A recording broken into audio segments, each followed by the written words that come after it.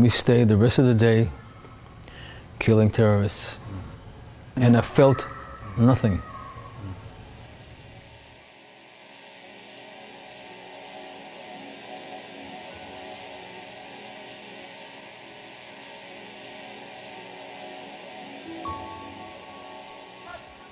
Early morning, October the 7th, Hamas storm Kibbutz Be'eri. Rami gets a call for help. I said, sure. Got on my bike, drove all along to where the dental place is. There I found a nurse, a few other guys from the squad. 2 of them were wounded from shrapnels. 1 of them already dead. 50 years ago, Rami fought in the Yom Kippur War. A lifelong kibbutznik, he now creates mountain bike trails.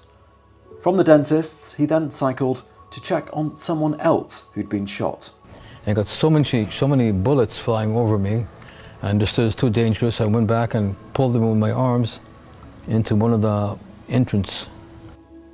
Rami jumped in a small kibbutz vehicle to transport the injured guy, but was hemmed in by gunfire. That was 8:16 in the morning. And then I walked back to him to tell him, I'm going to try to get you out. He wasn't alive anymore. He managed to call his wife, tell her he's dying and he loves her, and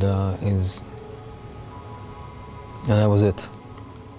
Rami joined forces with a general he'd run into. By a road in the Olive neighbourhood, they hit more fire, so the pair hid on a porch and took aim. They couldn't really see us, but we were able to see from one side all the way to the back of 512 and also to the entrance. So every person who passed between the buildings or on the road got shot in the process. We didn't eat, we didn't drink, we didn't do anything. We just stood there and fought. We weren't tired, at least I wasn't tired. I was hurt, but I wasn't tired. Till we got to the point that we ran out of bullets. I looked at my magazine and we had one left. Mid-afternoon, the army started arriving and gave Rami and the general more ammunition. They stayed firing from the porch until 8 p.m. In those 12 hours, how many rounds do you think you fired? I think I had, altogether we had around 7 magazines, which is 25 bullets per magazine. And you have to understand, some of the magazines weren't good. We had to get the bullets out, fill up the others.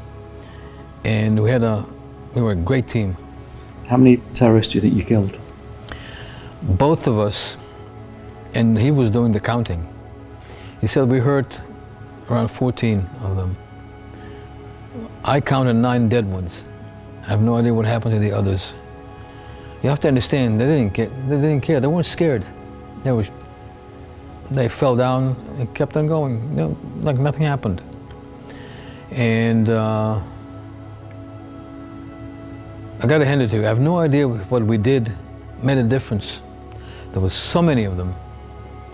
Since the attacks, Rami has been talking to a counsellor. It's enough to wake up in the middle of the night. I call it the washing machine. A drum goes back and forth, chewing it again and again what I did that day, what I should have done, what I could have done, what I didn't do, those who I didn't save.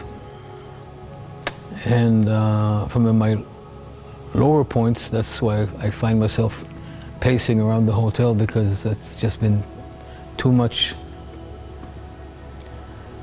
And I try to disconnect from those thoughts to find something else to think about, but it's hard. And I wait for the morning. Morning arrives and then I become a different person. I have the energy to start all over again. Everybody does it his own way. And how do you reflect on the terrorists that you killed that day? I can go back, do it all over again. And it has nothing to do with rage, has nothing to do with